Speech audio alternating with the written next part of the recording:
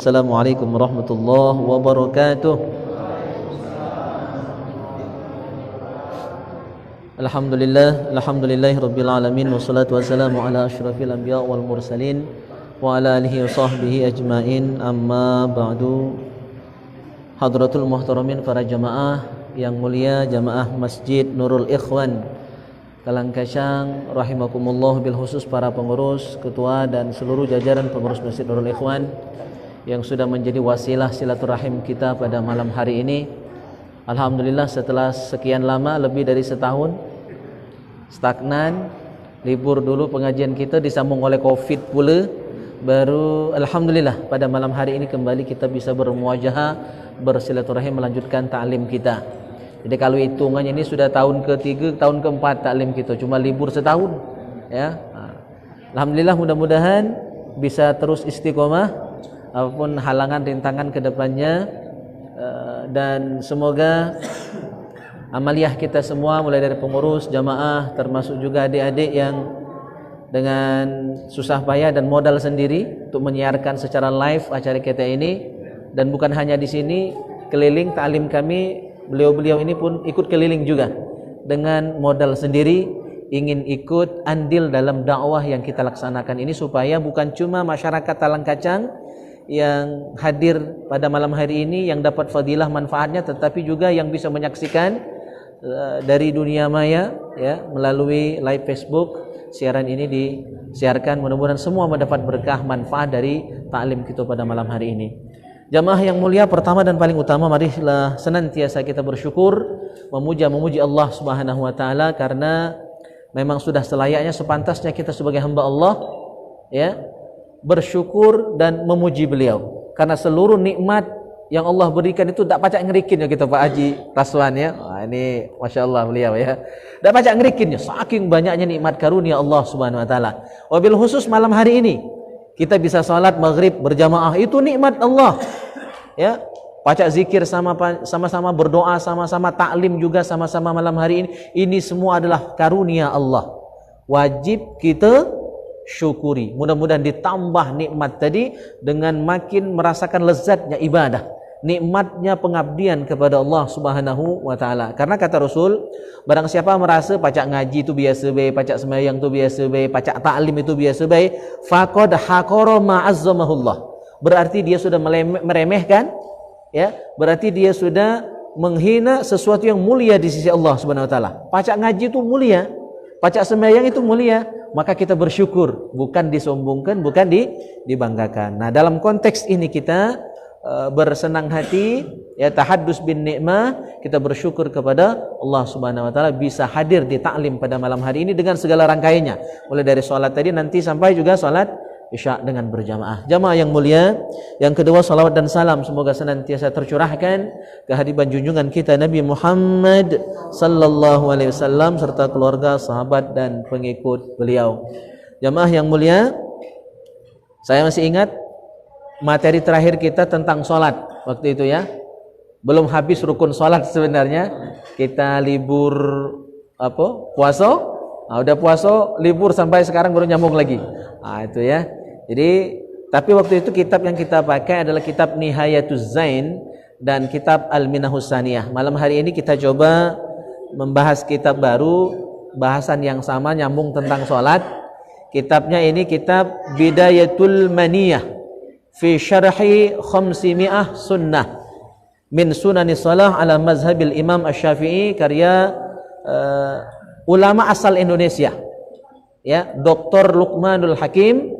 Beliau alumni Al-Azhar, asal dari Indonesia, dan sekarang juga mengabdi di Al-Azhar University Kairo. Nah, mudah-mudahan saudara kita Wahyu yang nanti mau berangkat ke sana, rekan-rekan ini bisa ketemu, berjumpa dengan Dr. Luqmanul Hakim, orang Indonesia penyusun kitab ini ya, tapi bisa menyusun kitab dalam bahasa Arab. Nah, dan akan kita kupas masalah kitab ini. Kitab ini menjelaskan tentang 500 sunnah dalam sholat. Jadi Pak ya, Haji Raswan, Pak Haji ya, doa Pak Haji ya. Iya. Kalau Pak Haji Supar memang Pak Haji nian ya kan. Cuma mantan RT, nah sayangnya itu ya. Kitab ini mengupas 500 sunnah-sunnah dalam sholat. Wow, Masya Allah. Jadi sebenarnya isi sembahyang kita itu untuk sunnahnya saja itu ada 500. Kalau kita sholat artinya 500 pahala itu dapat gala ke kita. Belum yang rukunnya. Rukun ada yang bilang 13, ada yang bilang 14, ada yang bilang 18. Oke lah, itu masalah hilafiah. Intinya ada rukun. Ya, sunnahnya ada 500. Bahkan di sini dikutip dalam kitab Tuhfa ada yang bilang 600. Sunnah-sunnah dalam sholat itu, bahkan ada yang bilang ada 1000 sunnah di dalam sholat. Cuma tubuh beda tahu yang mana 1000 itu, yang mana 600, yang mana 500. Nah, pengarang kitab hanya ngambil angka yang paling rendah. Dari 1000 dan 600 beliau mengambil yang 500, yang bisa beliau pastikan bahwa itu termasuk sunnah-sunnah di dalam sholat. Nah, sunnah ini ternyata dibagi 3. Sunnah dalam sholat itu dalam kitab beliau ini diterangkan bahwa sunnah itu ada 3. Tanqasim sunanus shalah ila thalathati aqsam wa hiya sunanun tuadda qabla shalah wa sunanun tuadda fi athnaiha wa sunanun tuadda akbaha. Jadi ada 3 sunnah di dalam sholat. Sunnah-sunnah sebelum pelaksanaan sholat, misalnya azan, iqamah dan lain sebagainya, ya. Terus sunnah-sunnah dalam batang tubuh sholat itu sendiri, dari mulai takbir sampai salam. Nah, hitungannya itu ada termasuk yang 500 tadi. Yang ketiga adalah sunnah-sunnah setelah melaksanakan sholat.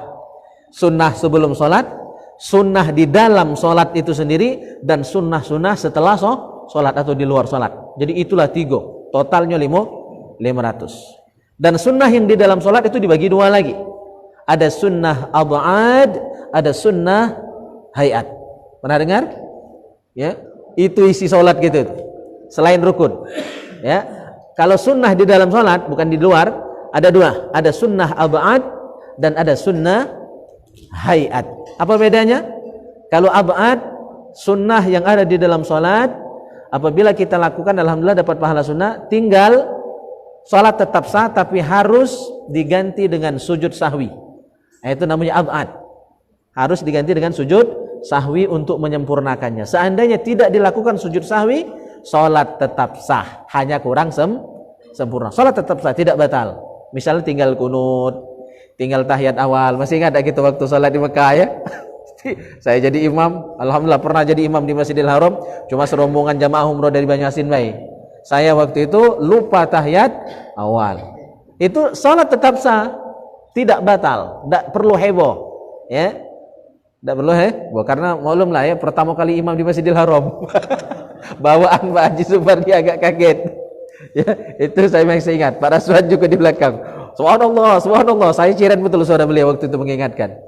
Karena ab'ad, salat tidak batal kalau tinggal, lupa atau sengaja. Contohnya kunut dan tahiyat awal, salat tetap sah.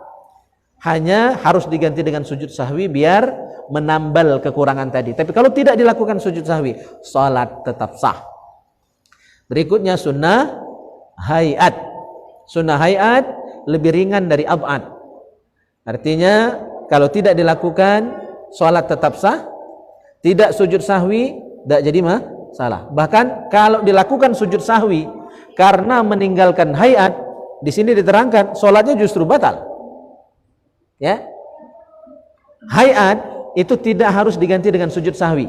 Tapi kalau gara-gara meninggalkan hayat, contoh hayat itu apa? Ngangkat tangan waktu takbir, bersedekap setelah takbir, tasbih ruku' dan sujud.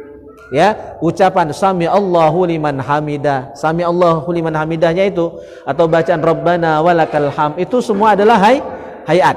Kalau tinggal, salat tetap sah, tidak harus sujud sahwi.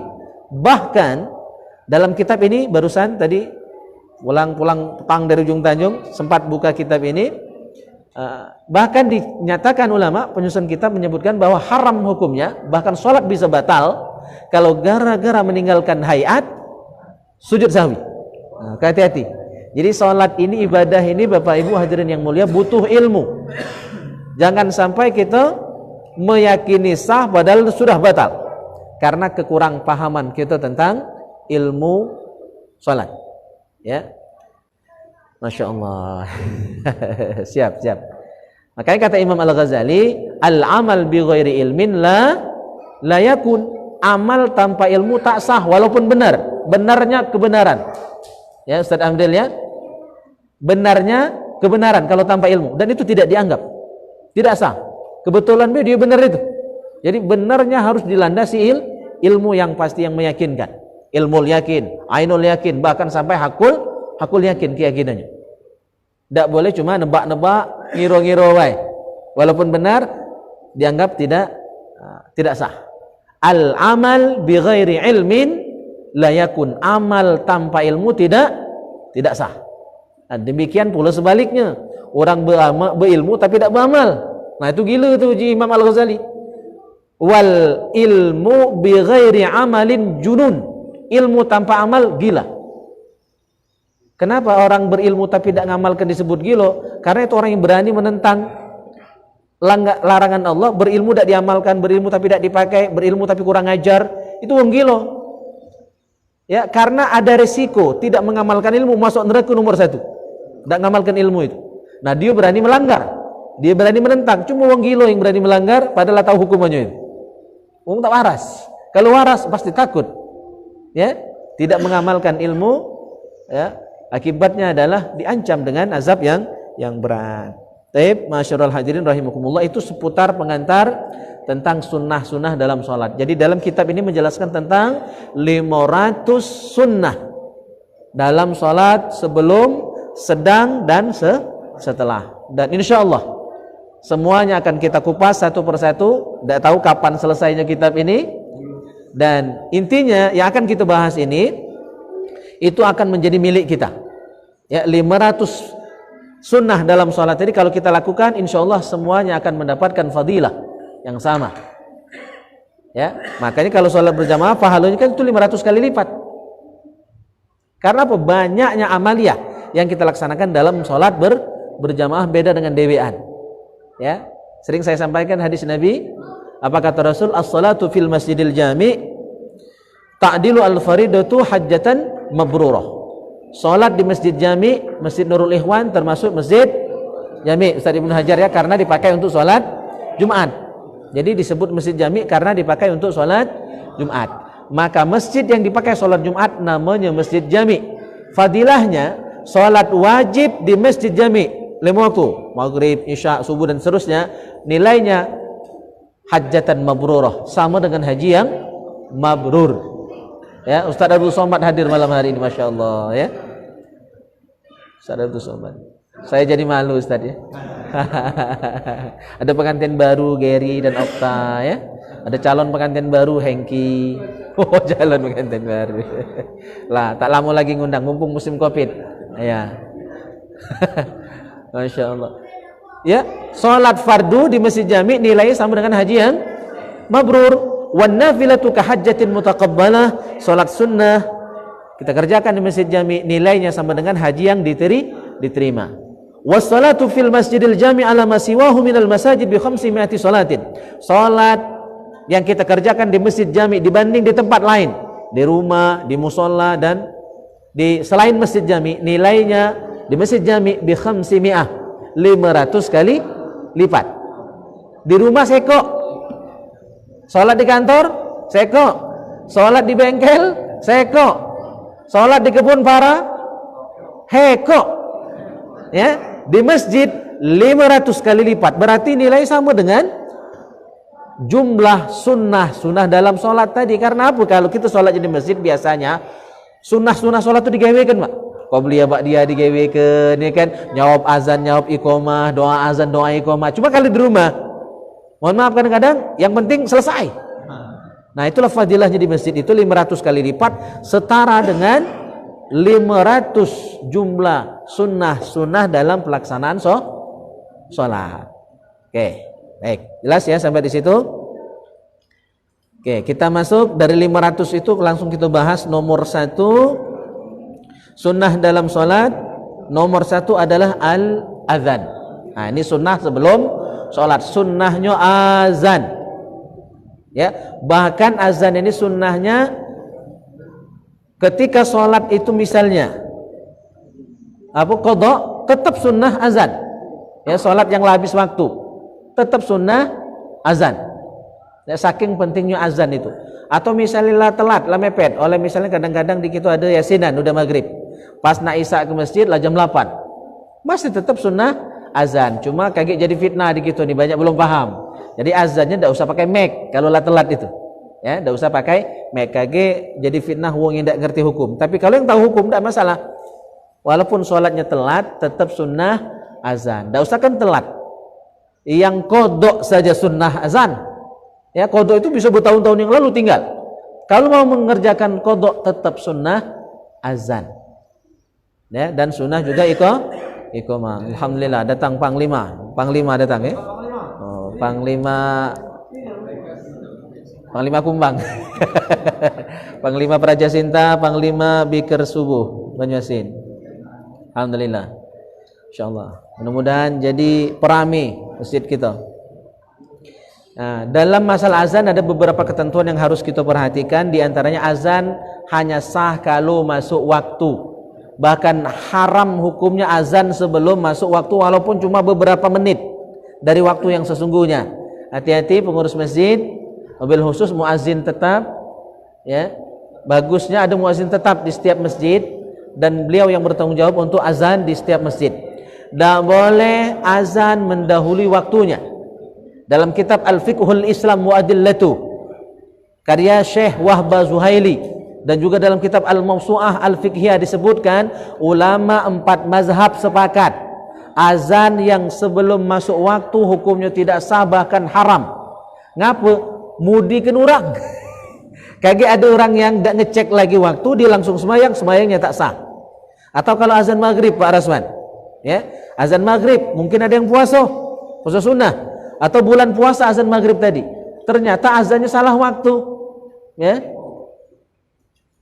azannya salah waktu, lah sudah minum semir, ala kebenyo, saking ranang gitu, ya, udah saking ranangnya minum semir, ya, lah habis semir, pas nengok jam atau buka TV, Palembang lagi belum ngebang, apalagi Banyuasin ternyata salah waktu.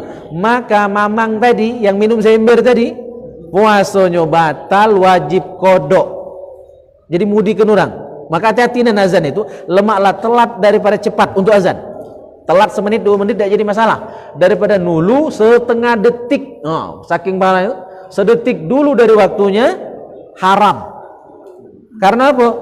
Takzib wa tajhil. Dalam bahasa kitab itu disebutkan at-takzib wa tajhil.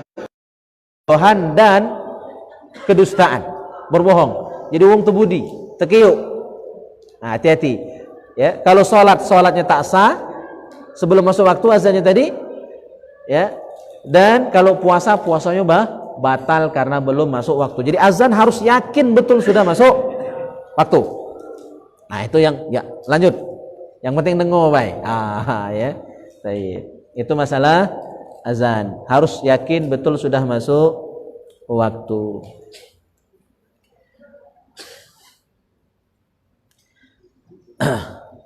Baik, sampai di sini sebelum kita lanjut ada yang ingin ditanyakan, didiskusikan. Mungkin kita banyak diskusi tanya jawab biar jelas apa yang menjadi unek-unek dari para jamaah semua. Sebelum kita lanjut.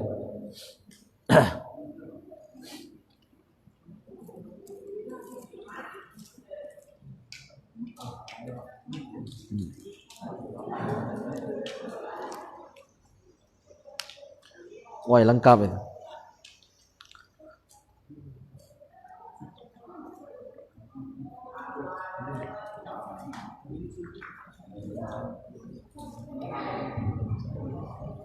Oke, kita lanjut.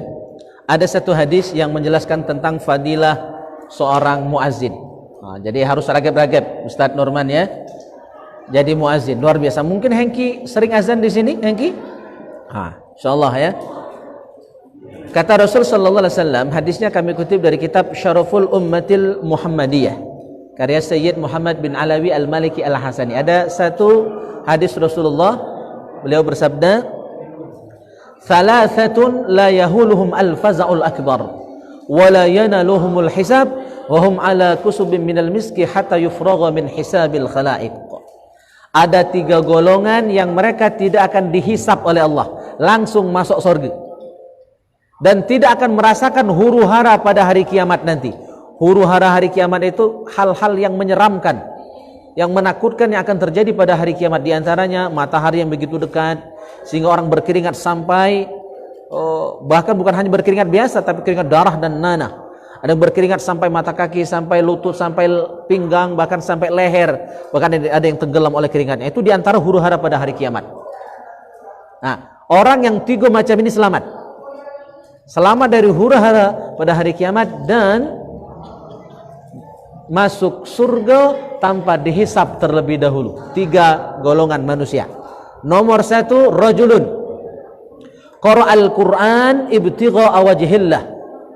Orang yang pandai baca Al-Quran, rajin ngaji, ikhlas ngajinya, tidak minta alam, tidak riya, tidak ujub, tidak sombong, tidak mengharap materi duniawi, ya ikhlas dia ngaji. Kalaupun setelah ngaji dapat makan, minum, ya dapat saweran, itu tidak jadi masalah. Yang penting jangan jadi carian, jangan jadi tujuan sehingga merajuk kalau tak dapat. Nah itu yang salah. Merajuk, atau yasinan malam Jumat, ya kan? Yang lain dapat nasi bungkus, dia cuma dapat air minum misalnya, karena habis merajuk tak datang lagi Jumat depan ke masjid misalnya. Nah, itu tak ikhlas, ya. Orang ikhlas itu dapat tak dapat biasa baik, itu ikhlas, ya. Dikata dipuji hamba baik, itu ikhlas, ya. Kalau naik semangatnya, ya mekar jobornya gitu kan, ya. Ketika dipuji tak ikhlas, sakit hati ketika dicaci maki, difitnah, dihina, tidak dihargai, tidak dihormati, sakit hati, berarti juga belum ikhlas. Nah, yang ngajinya ikhlas, termasuk taklimnya ikhlas, yang ngajar ikhlas, yang dengar ikhlas, ya. Semua kita ikhlas, dituntut keikhlasan, bukan cuma yang taklim seluruhnya. Masing-masing kita akan dituntut tentang keikhlasan kita atau tidak ikhlasnya kita. Nah, kalau ngaji ikhlas, insya Allah dijamin masuk surga tambah hisab. Masih nomor 1, karena isinya nomor 1 ini doko, ya. Wa rajulun amma qauman wa hum bihi radun. Seorang imam salat, imam rawatib, ya, imam tetap. Jadi perlu mungkin saya ulangi bahwa menurut guru kami Kiai Balian bin Kiai Sulaiman tidak ada yang namanya imam besar. Saya leman kena marah. Besar perut ada kau tu jadinya. Besar, imam besar apa dia? Tujuan beliau supaya saya tidak sombong. Ya, sebagai guru tentu murid mengingatkan guru mengingatkan muridnya. Dan yang kedua memang faktanya begitu. Setelah saya cek di kitab-kitab tidak ada imam masjid itu disebut imam besar. Itu sebutan yang berlebihan. Ya. Jadi imam masjid itu namanya imam rawatib, imam tetap, imam rutin. Imam besar itu sebutan untuk imam mazhab yang 4. Imam Abu Hanifah, Imam Maliki, Imam Syafi'i, Imam Hambali. Itu yang disebut dengan Al-Imam Al-A'zam. Jelas ya? Jangan salah alamat. Berlebihan nyebut kami yang imam sholat ini imam besar itu berlebihan. Kaget sombong, kaget lupa diri, padahal tak layak. Besar perut, iya mak kiai tadi kan? Ilmu belum tentu. Kaget, ya bangga disebutan ya. Nah. Yang kedua, yang Imam A'zam itu adalah Rektor Al-Azhar. Itu yang memang turun-temurun disebut sebagai Al-Imam Al-Azam, Imam Al-Kabir, imam besar itu. Setahu saya. Nah, di luar itu jarang-jarang, kecuali ulama yang memang betul-betul mumpuni ilmunya. Seluruh cabang ilmu keislaman dia menguasai. Bukan cuma hafal Quran, tapi seluruh ulumul Quran dia kuasai. Bukan cuma hafal hadis, tapi seluruh ulumul hadis dia pahami. Minimal ada 9 ilmu Islam. Ilmu keislaman itu dia menguasai betul, ngelotok. Nah, itu baru Al-Imam Al-A'zam, imam besar tadi. Nah, kalau kita ini tidak. Oke, balik ke cerita hadis tadi. Imam salat. Rajulun amma qauman wa hum bihi radun. Disenangi makmumnya. Ya, karena akhlaknya. Jadi imam itu bukan cuma Al-Qur'an baca, tapi akhlaknya juga. Akhlaknya bagus, mulia, patut dicontoh, diteladani, Al-Qur'annya bagus, ilmunya luar biasa. Jadi al-aqra al-afqah itu imam salat bagusnya. Dia ahli fikih, ahli hukum Islam, juga ahli qiraat, ahli Al-Qur'an, dan akhlaknya mulia. Ya, 3 ini ini yang paling top untuk jadi imam. Imam yang demikian, insya Allah disenangi makmumnya, maka imam seperti ini dijamin masuk surga tanpa hisab dan akan lewat dari huru hara pada hari kiamat nanti. Nomor 2, nah ini yang bahasan kita tentang azan. Ya, beruntunglah yang jadi muazzin. Kalau yang tadi saro, nak jadi imam disenangi makmum itu saro itu. Kadang macam panjang makmum berotoan, kependek adalah berotoan bulu. Ya kan? Agak sulit jadi imam yang disenangi makmum itu sulit. Sangat sulit. Ya. Nah, yang nomor 2 agak mudah ini. Wanadin ay muadzin yad'u ila salawat ibtigha'a wajhillah. Seorang muazzin yang mengumandangkan azan untuk setiap salat 5 waktu dan ikhlas dalam azan yang dia kumandangkan. Muazzin yang ikhlas. Lebih mudah kan? Daripada ngaji yang ikhlas itu lebih sulit. Muazzin yang ikhlas dijamin masuk surga tanpa hisab dan selamat dari huru hara pada hari kiamat. Nomor 3, ini insya Allah mudah juga kita gapai. Yang satu nomor 1 tadi. Nomor 3, wa abdun ahsana fima bainahu wa baina rabbi wa fima bainahu wa baina mawalih. Seorang pekerja, pegawai yang bekerja tapi tetap menjalankan tugasnya sebagai hamba Allah. Tidak lalai salat, tidak lalai puasa, tidak lalai ibadah. Begawainya dijalankan dengan baik. Ya, tugasnya sebagai anak buah, sebagai orang sebagai pekerja, sebagai bawahan, dia kerjakan dengan baik. Apapun tugasnya itu.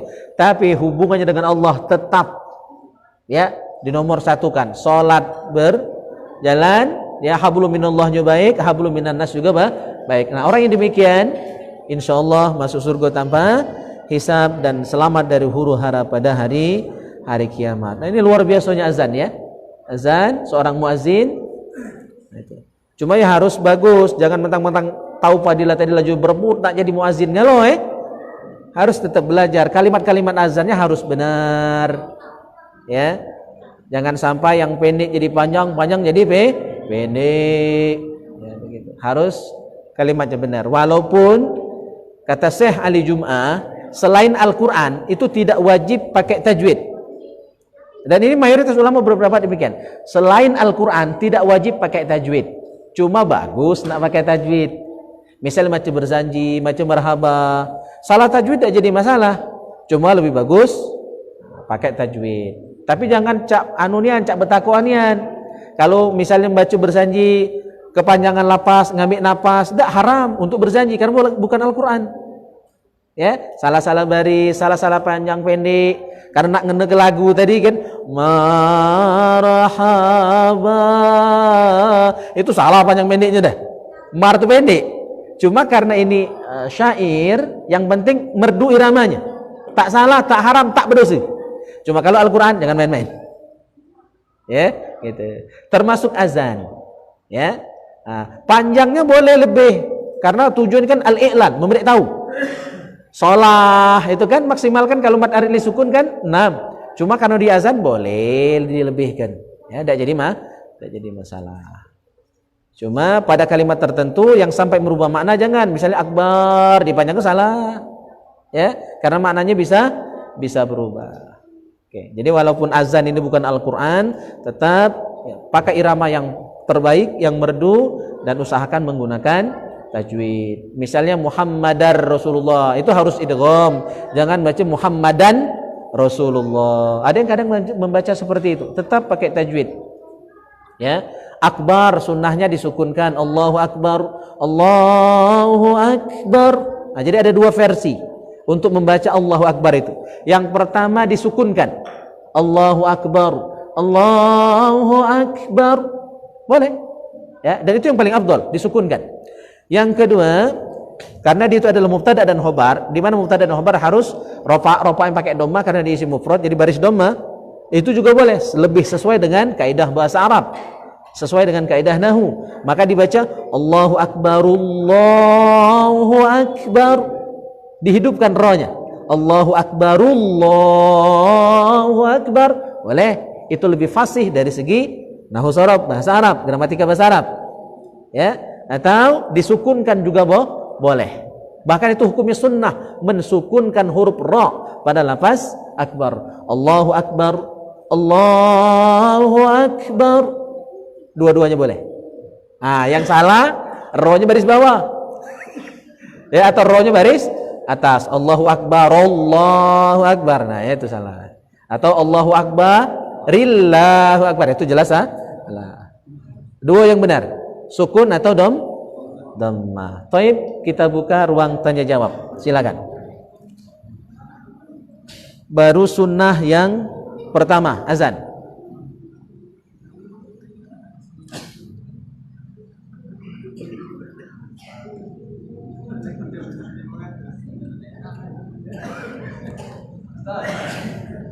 Ya.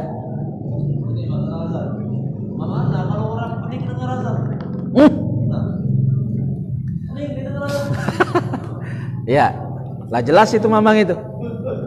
Jadi kata Rasul, ya, ketika azan dikumandangkan dan iqamah dikumandangkan, maka setan akan lari. Yafirru, dia akan lari sambil durat. Tahu durat? Durat itu ya sinonim dari fusa. Ya, tapi beda. Kalau fusa itu kentut yang tak bersuara. Ya, cuma mamu. Nah, kalau durat itu kentut yang bersuara. But, nah itu namanya durat. Pet misalnya kan. Nah, itu durat. Jadi setan ketika mendengar azan dan iqamah, dia akan lari terbirit-birit sembari terkentut-kentut. Maka kalau kita pakai hadis ini berarti yang belari waktu azan, yang luat dengar azan, yang tak setuju dengan azan, setan. Ya, itu setan pala hitam. Ya, setan pala hitam. Itu perlu diruqyah. Ya, jadi kalau azan itu sunnahnya, ya dikuat-kuatkan karena nak ngajak orang banyak. Sepanjang suaranya terdengar, maka sebanyak yang dengar suaranya, walaupun tidak datang ke masjid, tidak mesti manusia, seluruh yang dengar, binatang dengar, tumbuhan dengar, seluruhnya akan jadi saksi muazin tadi. Maka wajar kalau dimasuk surga tanpa hisab, banyak saksinya. Artinya azan itu sunnahnya dikuat-kuatkan ya. Cuma ngukur suara jangan sampai tercerai. Oleh nak melulong tadi kan, tekaing-kaing ngebangnya ya. Ngukur, ya, ngukur napas, ngukur suara. Masih tetap memperhatikan etika dan estetika, ya, keindahan dan adabnya. Jangan mentang-mentang nak nyerit tercerai habis suara kan, terpekek. Ya, tetap ya, harus terukur. Jadi bahaya kalau dengar azan takut itu ya. Nah, dan azan ini jamaah yang mulia, menurut ulama dalam mazhab Syafi'iyah, bisa dibaca dalam kitab Al-Fiqhul Islam wa Adillatu dan kitab-kitab fikih lainnya, azan itu bukan cuma sunnah dalam salat saja. Ya, itu memang sunnah dalam salat, itu nomor satu. Awal syariat azan itu adalah untuk ngajak salat. Tapi ulama-ulama mutaakhirin ya dari mazhab Syafi'i berpendapat azan bukan cuma untuk salat. Ada orang kesurupan, sunnah diazankan. Termasuk ada orang pening kepala karena buntu, karena jomblo misalnya, lamu tak nikah-nikah, itu lemah-lemah azan di kupingnya, mudah-mudahan. Ya. Itu ada itu. Ya. Yang buntu, yang pening kepala, ya kan? Itu sunnah diazankan. Ya. Orang yang pingsan, yang kesurupan, sunnah diazankan. Ya. Lagi ada musibah, angin ributnya. Tadi angin ribut ya, hujan lebat yang bakal bahaya. Lah baca doa Allahumma shayban nafi'a, panglima masih pecahnya kan, angin belum berhenti. Sunnah ada yang ngebang. Ya, sunnah ada yang azan. Ya, ada kebakaran, sunnah diazankan. Pokoknya ada bencana, ada musibah, bakaran, banjir dan sebagainya. Ya, termasuk orang yang mau musafir, mau berangkat haji, berangkat umroh, atau apapun yang penting perjalanan untuk ibadah atau perjalanan yang mubah, bukan perjalanan maksiat. Misalnya nak pergi merampok, nah itu tidak perlu dilepas dengan azan ya. Perjalanan mubah, bukan kemubah, mubah yang halal, ya. Atau untuk ibadah, kayak kita nak umroh, ya, nak haji, dilepas waktu mobil kita berangkat. Nah, ada keluarga yang melepas dengan azan, itu sunnah, ya, sunnah. Termasuklah azan di kubur, itu sunnah menurut sebagian kecil ulama dalam mazhab Syafi'i. Sebagian kecil, Pak, ya. Artinya mayoritas tidak menyatakan sunnah. Ya, bahkan pendapat yang mu'tamad dalam mazhab Syafi'i Dan guru kami pun berpendapat yang sama karena beliau sangat concern dengan mazhab Syafi'i, Kembalian bin Kayyuj Saliman. Beliau tidak suka azan di kubur itu. Karena memang pendapat mayoritas, pendapat yang muktamad, pendapat yang terkuat tersahih adalah tidak sunnah azan di kubur.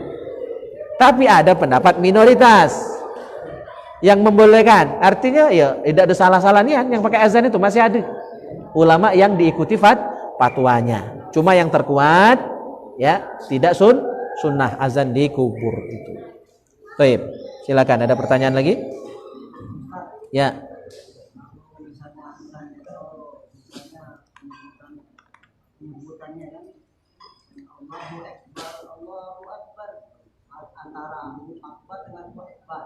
Ya. Kemudian akbarnya terpanjangkan. Allahu Akbar, Allahu Akbar, Allahu Akbar. Iya. Iya, iya. Aku kedengaran kita atau memang ucapannya Allahu Akbar, seolah-olah Akbar. Iya, iya.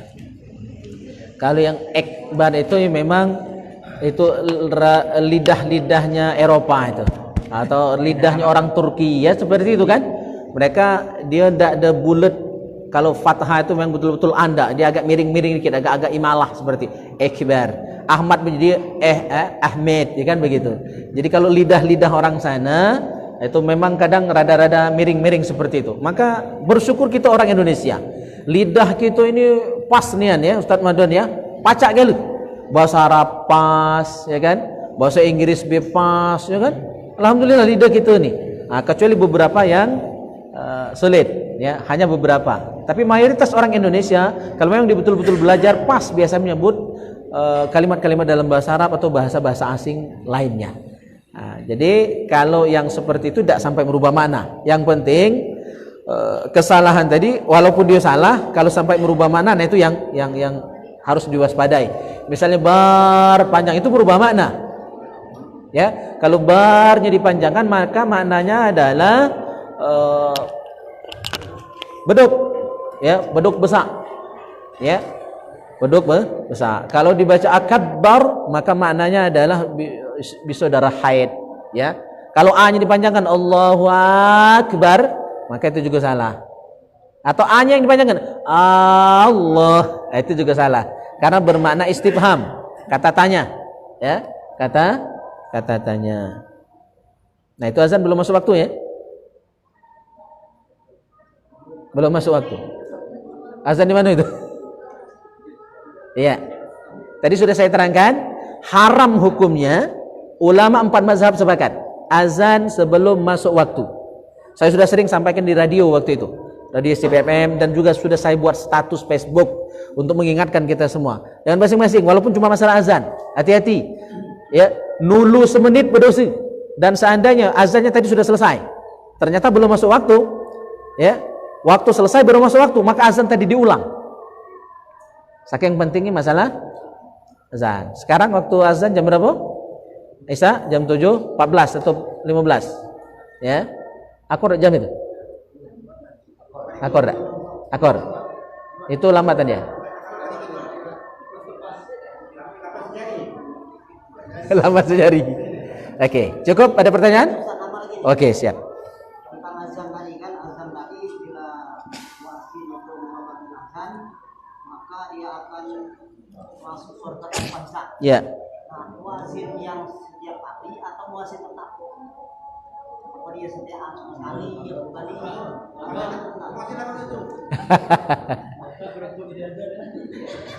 Iya.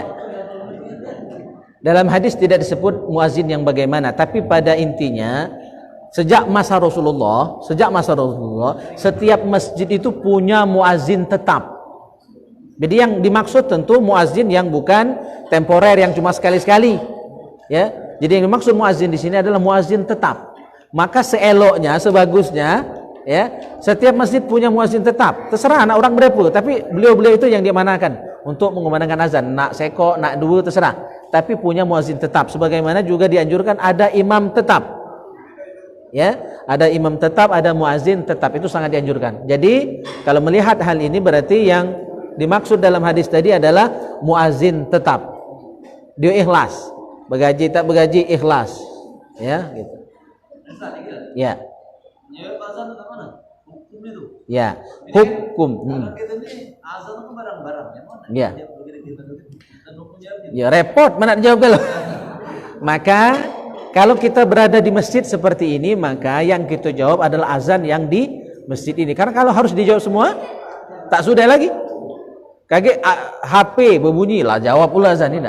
Jadi adalah azan yang di tempat kita sedang berada. Nah, kecuali di rumah. Kalau di rumah, maka kata ulama jawab kalau itu. Resiko di rumah kan? Sudah masjid ini azan, masjid lain azan belum? Jawab kalau. Nah, jadi kita sholatnya kalau di rumah setelah seluruh masjid azan kalau. Itu yang abdolnya. Tapi boleh di masjid yang pertama sudah azan kita langsung sholat walaupun masjid lain baru azan. Tapi afdolnya adalah selesai seluruh azan yang ada di sekitar kita itu. Masjid A, B, C sampai Z sudah selesai kalau azan baru kita sholat. Itu yang paling afdol. Nah, hukum menjawab azan adalah sunnah. Ya, sunnah. Baik.